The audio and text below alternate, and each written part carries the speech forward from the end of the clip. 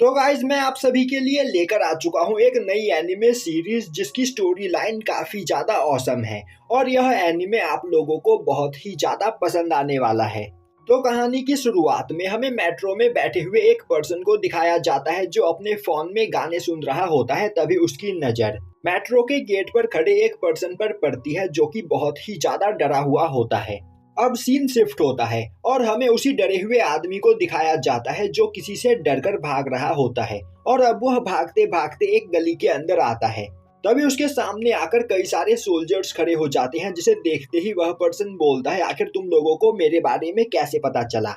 तभी वह सोल्जर्स उस पर्सन की ओर एक गैस बॉम्ब फेंकते हैं जिससे चारों ओर धुआं ही धुआं हो जाता है और अब काफी तेजी से वह सोल्जर्स उस पर्सन पर अटैक करने लगते हैं। पर वह पर्सन काफी ज्यादा खतरनाक मार्शल आर्टिस्ट होता है जो अपने मार्शल आर्ट का यूज करते हुए उन सभी सोल्जर्स को वहां पर मारने लगता है। और अब वह एक सोल्जर के हाथ में मौजूद चाकू को छीनते हुए उसी चाकू का यूज करते हुए अपने चारों ओर मौजूद कई सारे सोल्जर्स को मार देता है।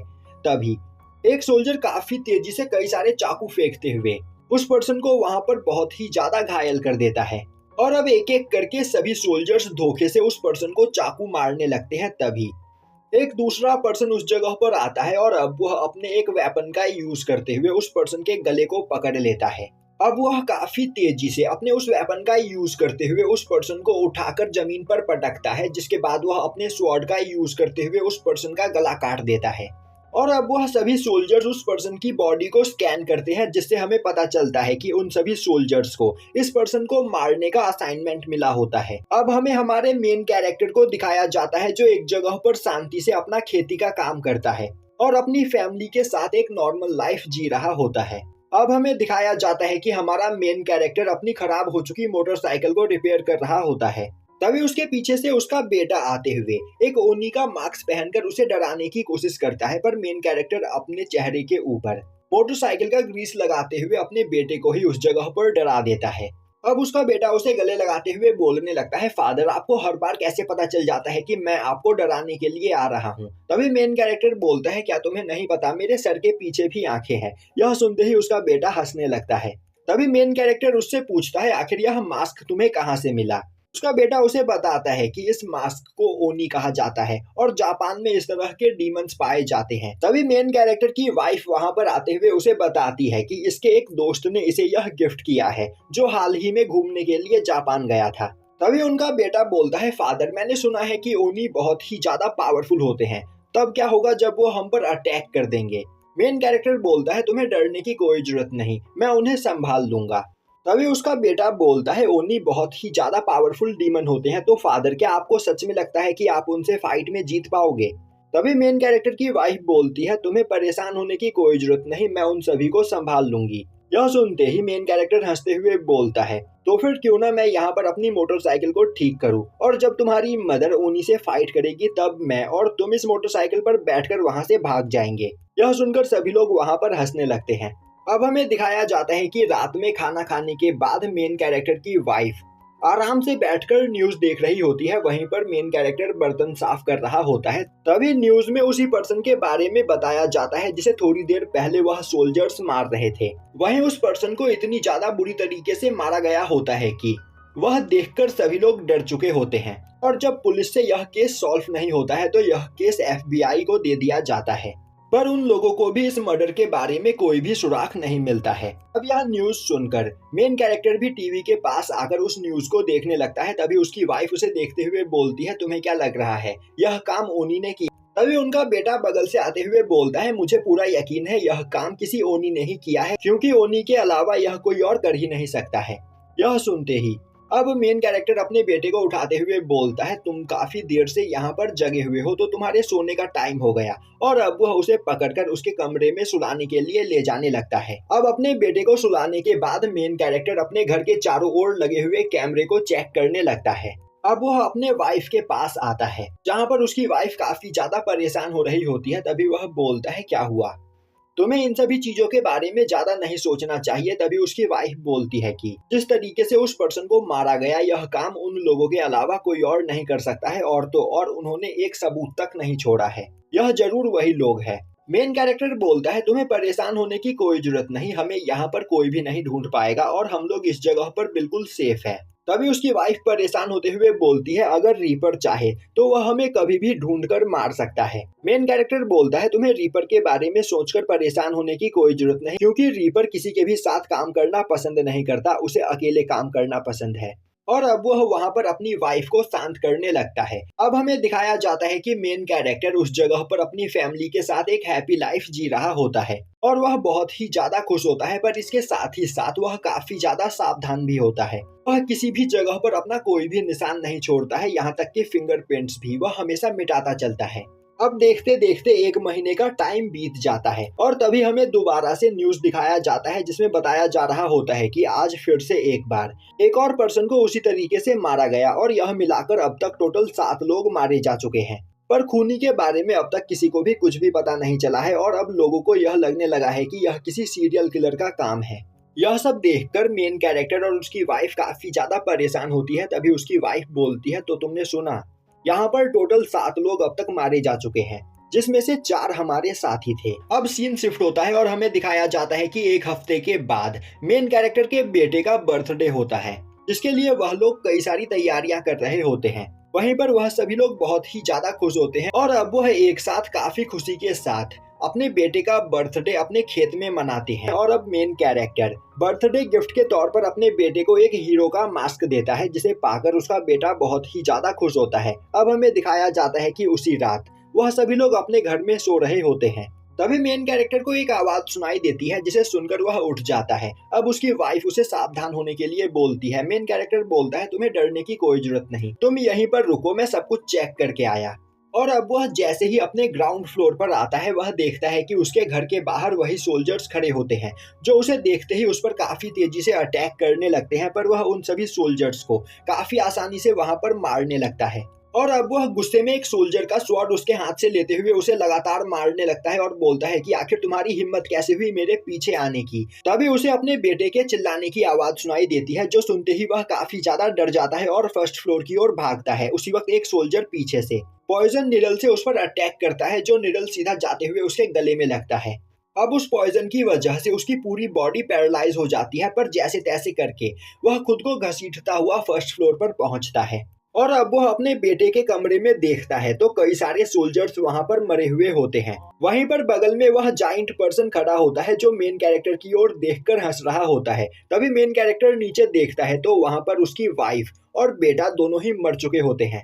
यह देखकर मेन कैरेक्टर का दिमाग काम करना बंद कर देता है। वहीं पर वह पर्सन हंसते हुए बोल रहा होता है तुमने अपनी वाइफ को काफी अच्छे टेक्निक सिखा कर रखे थे, इसने मेरे कई सोल्जर्स को मार दिया, पर यह मेरे सामने नहीं टिक पाई। यह बोलते हुए वह मेन कैरेक्टर के आंखों के सामने ही उसकी वाइफ का सर काट देता है। अब मेन कैरेक्टर जैसे ही अपने वाइफ की ओर आगे बढ़ने की कोशिश करता है, पीछे से एक सोल्जर आते हुए उसे भी एक स्वॉर्ड दे मारता है, जिससे मेन कैरेक्टर वहीं पर नीचे गिर जाता है। तभी उस जगह पर पुलिस के आने की आवाज सुनाई देती है, जो सुनते ही एक सोल्जर उस पर्सन के पास आते हुए बताता है हमने जितना सोचा था पुलिस यहाँ पर उससे काफी जल्दी आ गई, तो हमें यहाँ से जाना होगा। यह सुनते ही वह पर्सन मेन कैरेक्टर के पास आते हुए उसके नब्ज को चेक करता है और अब वह देखता है कि मेन कैरेक्टर उस जगह पर मर चुका होता है, जो देखकर वह अपने सभी साथियों की डेड बॉडीज को उठाकर वहां से भाग जाता है। अब पुलिस उस जगह पर पहुंचकर देखती है तो उन सभी लोगों को वहां पर बहुत ही ज्यादा ब्रूटली मारा गया होता है, जो देखकर वह लोग भी डर जाते हैं। अब पोस्टमार्टम रूम में हमारे मेन कैरेक्टर की डेड बॉडी हमें दिखाई जाती है। तभी मेन कैरेक्टर वहां पर चिल्लाते हुए उठता है। वहीं पर उसे सभी चीजें याद आ रही होती है और अब वह देखता है कि जब उसकी वाइफ और उसका बेटा वहां पर मरा था, तब उनकी बॉडी के अंदर मौजूद एक डिवाइस डीएक्टिवेट हो गया था। अब सीन शिफ्ट होता है और हमें दिखाया जाता है कि मेन कैरेक्टर आईसीयू में भर्ती होता है। तभी उसे होश आता है, जो देखते ही आसपास खड़ी सभी नर्स डॉक्टर को वहां पर बुलाने लगती है। अब डॉक्टर उस जगह पर आते हुए मेन कैरेक्टर की बॉडी को चेक करते हुए बोलता है तुम यहाँ पर बिल्कुल ठीक हो। ऐसे क्या तुम समझ पा रहे हो कि यहाँ पर क्या चल रहा है? क्या तुम्हें मेरी बात सुनाई दे रही है? हमने तो तुम्हें मरा हुआ घोषित कर दिया था और मरने के 22 घंटों के बाद तुम दोबारा से अपने आप ही जिंदा हो गए। यह सच में बहुत ही ज्यादा अजीब है मिस्टर लोगन, मैंने आज से पहले ऐसा होते हुए कभी नहीं देखा। हम तो आपकी बॉडी का पोस्टमार्टम करने वाले थे। तभी मेन कैरेक्टर बोलता है आखिर मेरे वाइफ और मेरे सन का क्या हुआ? अब डॉक्टर वहां पर निराश होते हुए बोलता है हम उन दोनों को नहीं बचा पाए। यह सुनकर वह वहां पर रोने लगता है। अब दोबारा से सीन शिफ्ट होता है और हमें दिखाया जाता है कि FBI के 2 एजेंट मेन कैरेक्टर से पूछताछ करने के लिए हॉस्पिटल में आए हुए होते हैं। वहीं पर एक पर्सन अपनी साथी से बोल रहा होता है, मिस्टर लोगन सच में बहुत ही ज्यादा अजीब है। डॉक्टरों ने उन्हें मरा हुआ घोषित कर दिया था, पर 24 घंटों के बाद वह अपने आप ही जिंदा हो गया। यह किसी चमत्कार से कम नहीं। यह सुनते ही उसकी साथी बोलती है, तो आप कहना क्या चाहते हो, यह कोई ज़ॉम्बी है। अब वह दोनों एजेंट मेन कैरेक्टर के पास आते हुए बोलते हैं, मिस्टर लोगन आपसे मिलकर हमें बहुत ही अच्छा लगा। मेरा नाम माइक मॉर्गन है और मैं FBI का एजेंट हूँ। तभी माइक की साथी भी अपना इंट्रोडक्शन देते हुए बोलती है, मेरा नाम एमा सैमेंडा है। अब माइक बोलता है, मिस्टर लोगन आपसे सवाल जवाब करने का यह सही टाइम तो नहीं है, पर मुझे अपनी इन्वेस्टिगेशन को आगे बढ़ाना है। तो क्या आप मुझे बता सकते हो कि आपकी फैमिली पर किसने अटैक किया था, क्या आपको कुछ याद है? यह सुनते ही मेन कैरेक्टर को काफी ज्यादा गुस्सा आने लगता है। यह देखते ही माइक अपना कार्ड निकालते हुए वहां पर रख देता है और बोलता है, मिस्टर लोगन अगर आपको कुछ भी याद आए तो आप मुझे कॉल करके इस बारे में बता सकते हो। और अब वह एमा के साथ वहां से जाने लगता है। वहीं पर वह बोल रहा होता है, मिस्टर लोगन को यह अच्छे से पता है कि उनके फैमिली पर किसने अटैक किया था। मुझे इस बात पर पूरा यकीन तो नहीं है, पर मुझे मिस्टर लोगन पर शक है। वह अपने फैमिली के कातिलों को जरूर पहचानते होंगे, तो मैं चाहता हूँ एमा कि तुम उन पर नजर रखो। अब सीन शिफ्ट होता है और हमें दिखाया जाता है कि मेन कैरेक्टर हॉस्पिटल के छत पर बैठा हुआ होता है। वहीं पर एमा एक जगह से छिपकर उसे देख रही होती है और वह इन सभी चीजों के बारे में माइक को बताते हुए बोल रही होती है, मिस्टर लोगन यहाँ पर पिछले आधे घंटे से बैठे हुए हैं और मुझे नहीं पता कि वह इस जगह पर क्या करने की कोशिश कर रहे हैं, पर जैसे ही मुझे किसी चीज की इंफॉर्मेशन मिलती है मैं आपको जरूर बताऊंगी। दूसरी ओर मेन कैरेक्टर उस जगह पर काफी गुस्से में बैठा हुआ होता है। वहीं पर उसे एक फ्लैशबैक याद आ रहा होता है जिसमें डॉक्टर उसे उसकी वाइफ और बेटे की डेड बॉडी दिखाने के लिए ले जा रहे थे, पर मेन कैरेक्टर अपनी फैमिली की डेड बॉडी देखने की हिम्मत नहीं कर पाता है और अब वह अपने व्हील चेयर का पहिया पकड़ते हुए डॉक्टर को वहीं पर रोक देता है। दूसरी ओर यह सब याद करके प्रेजेंट टाइम में मेन कैरेक्टर को काफी ज्यादा गुस्सा आ रहा होता है। वहीं पर वह सोच रहा होता है कि मैं अपनी फैमिली के साथ काफी ज्यादा खुश था, पर उन लोगों ने मेरी पूरी फैमिली को बर्बाद कर दिया, तो अब मैं उनमें से किसी को भी जिंदा नहीं छोड़ूंगा। यह बोलते हुए वह अपने हाथ के अंदर से एक पिन को बाहर निकालता है और अब वह उस पिन का यूज करते हुए अपनी बॉडी को पूरी तरीके से रिकवर कर लेता है। तभी अचानक से वह सभी सोल्जर्स उस जगह पर आ जाते हैं और वह काफी तेजी से मेन कैरेक्टर पर अटैक करते हैं, पर मेन कैरेक्टर उन सभी के अटैक्स को डॉज कर लेता है और अब वह काफी बुरी तरीके से एक एक सोल्जर को वहां पर पकड़कर मारने लगता है। तभी कई और सारे सोल्जर्स वहां पर आ जाते हैं जो देखते ही main character shadow hiding jutsu का यूज करते हुए उन सभी की परछाई में छिप जाता है और अपने स्वॉर्ड का यूज करके सबका सर काट देता है। दूसरी ओर एमा को यह सब आवाज सुनाई देती है और अब वह काफी तेजी से सभी चीजों को चेक करने के लिए भागती है। तभी मेन कैरेक्टर अचानक से उसके सामने आते हुए उसके सर पर एक एल्बो मारते हुए उसे बेहोश कर देता है और अब वह वहां पर गिरे हुए एक स्वॉर्ड को उठाकर चारों ओर मौजूद सभी सोल्जर्स के 2 टुकड़े कर देता है और अब वह छत पर मौजूद बाकी सोल्जर्स को एक लिफ्ट के अंदर खींचकर लेकर जाता है और अब वह उस लिफ्ट के अंदर उन सभी सोल्जर्स को इतना मारता है कि उनके बॉडी के ऊपर मौजूद आर्मर के साथ साथ उनकी सभी हड्डियां भी टूट जाती है। अब वह लिफ्ट सीधा बेसमेंट में जाकर रुकता है जहां पर कई और सारे सोल्जर्स खड़े होते हैं, पर जैसे ही उस लिफ्ट का दरवाजा खुलता है लिफ्ट के अंदर मरे हुए सोल्जर्स को देखकर सभी लोग डर जाते हैं। दूसरी ओर माइक एमा को कॉल लगाने की कोशिश कर रहा होता है, पर एमा अपना फोन नहीं उठा रही होती है, इसीलिए माइक हॉस्पिटल में पहुंच जाता है और अब वह बेसमेंट में अपनी कार पार्क करके जैसे ही आगे बढ़ता है वह देखता है कि उस जगह पर 100 से ज्यादा लोगों की डेड बॉडी पड़ी हुई होती है। दूसरी ओर मेन कैरेक्टर उन सभी सोल्जर्स को मारते हुए उस जाइंट पर्सन के पास पहुंचता है।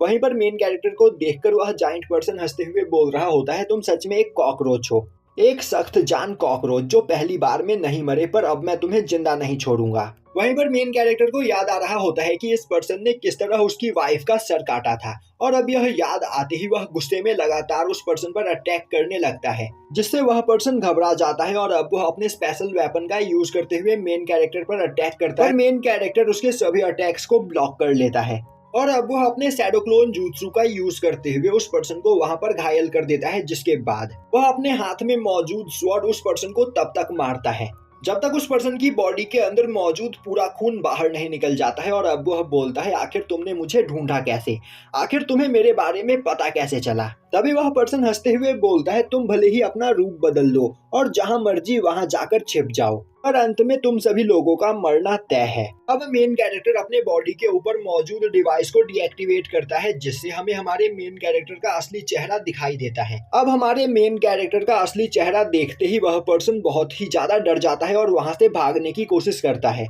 पर मेन कैरेक्टर उसे पकड़ते हुए उसका सर काट देता है।